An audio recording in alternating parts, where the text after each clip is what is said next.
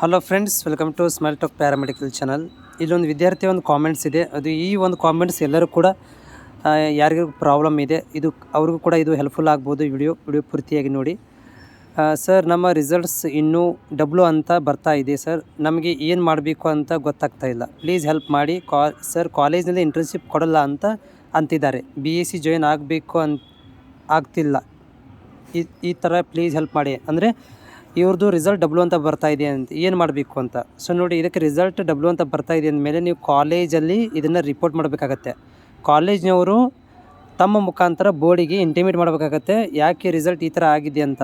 ಯಾಕಂದರೆ ಕಾಲೇಜಿಂದ ಒಂದು ಮೇಲ್ ಹೋಗಬೇಕು ಅಥವಾ ಕಾಲೇಜಿಂದ ಒಂದು ಕಾಲ್ ಹೋದಾಗ ಬೋರ್ಡ್ನವ್ರು ಏನು ಮಾಡ್ತಾರೆ ಅಂತಂದರೆ, ಅಲ್ಲಿ ಏನು ಟೆಕ್ನಿಕಲ್ ಪ್ರಾಬ್ಲಮ್ ಆಗಿದೆ ವಿದ್ಯಾರ್ಥಿಗಳದ್ದು, ಅದನ್ನು ಇವರು ಏನು ಮಾಡ್ತಾರೆ, ಕ್ಲಿಯರ್ ಮಾಡಿ ನಿಮ್ಮಗಳಿಗೆ ಏನು ಮಾಡ್ತಾರೆ, ಪ್ರೊವೈಡ್ ಮಾಡಿಕೊಡ್ತಾರೆ ರಿಸಲ್ಟನ್ನು. ಯಾಕಂದರೆ ಇದು ಕಾಲೇಜಿಗೆ ಮತ್ತು ಬೋರ್ಡಿಗೆ ಬಿಟ್ಟಿರುವಂಥ ವಿಷಯ, ಇದು ನಿಮ್ಮ ಪ್ರಾಬ್ಲಮ್ ಅಲ್ಲ, ನೆನಪಿಟ್ಟುಕೊಳ್ಳಿ. ಇವೊಂದು ಕೂಡ ನಾನೇನಾದರೂ ಹೆಲ್ಪ್ ಮಾಡಬೇಕಂದ್ರೂ ಕೂಡ ನೀವು ನಮ್ಮ ಕಾಲೇಜಿನ ವಿದ್ಯಾರ್ಥಿಗಳು ಕೂಡ ಅಲ್ಲ. ಹೀಗಾಗಿ ಬೇರೆ ಕಾಲೇಜಿನ ವಿದ್ಯಾರ್ಥಿಗಳನ್ನು ನನಗೆ ಸಾಲ್ವ್ ಮಾಡಲಿಕ್ಕಂತೂ ಆಗೋದಿಲ್ಲ. ಹಿಂಗಿರಬೇಕಾದ್ರೆ ನೀವು ನಿಮ್ಮೇ ಕಾಲೇಜಲ್ಲಿ ಹೋಗಬೇಕು, ನಿಮ್ಮ ಕಾಲೇಜಿನ ಕಡೆಯಿಂದ ಅದನ್ನು ಮೇಲ್ ಮಾಡಿಸಿ ಅಥವಾ ಕಾಲ್ ಮಾಡಿಸಿ ಇದನ್ನು ಕ್ಲೇರಿಫೈ ಮಾಡಿಕೊಳ್ಳಿ.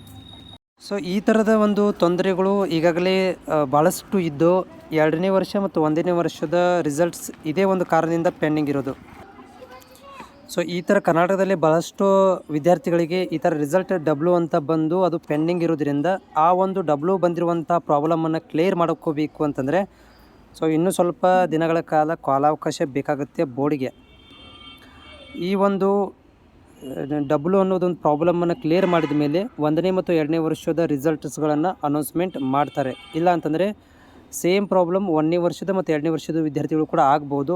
ಈ ಒಂದು ಪ್ರಾಬ್ಲಮ್ ಆಗಬಾರ್ದು ಅನ್ನೋ ಸಲುವಾಗಿ 1ನೇ ವರ್ಷದ ಮತ್ತು 2ನೇ ವರ್ಷದ ಡಿಲೇ ಆಗಿದೆ. ಇದು ಕಾಮೆಂಟ್ಸ್ ಇವತ್ತು ಬಂದಿರೋದು. ನೀವು 2-3 ಅಲ್ಲ, ಇದಕ್ಕೆ ಜಾಸ್ತಿ ಈ ಥರ ಕಾಮೆಂಟ್ಸ್ಗಳು ನೋಡ್ಬೋದು. ಡಬ್ಲು ರಿಸಲ್ಟ್ ಅಂತ ಬಂದಿದೆ, ಇನ್ನು ಒಳ್ಳೆ ಅಂತ ಬಂದಿದೆ. ಸೊ ಇದಕ್ಕೇನಾದರೂ ಸೊಲ್ಯೂಷನ್ ಹೇಳಿ ಅಂತ ವಿದ್ಯಾರ್ಥಿಗಳು ಕಾಮೆಂಟ್ಸ್ ಹಾಕಿದ್ದಾರೆ. ಬಟ್ ಇದಕ್ಕೆ ಸೊಲ್ಯೂಷನ್ ಒಂದೇ ಆಪ್ಷನ್ ಇರೋದು, ಕಾಲೇಜ್ ಮುಖಾಂತರ ನೀವು ಅತಿ ಬೇಗನೆ ಅದನ್ನು ಕ್ಲಿಯರ್ ಮಾಡ್ಕೊಳ್ಳಿ. 1ನೇ ವರ್ಷ 2ನೇ ವರ್ಷದ ವಿದ್ಯಾರ್ಥಿಗಳು ಕೂಡ ಹೆಲ್ಪ್ ಆಗುತ್ತೆ.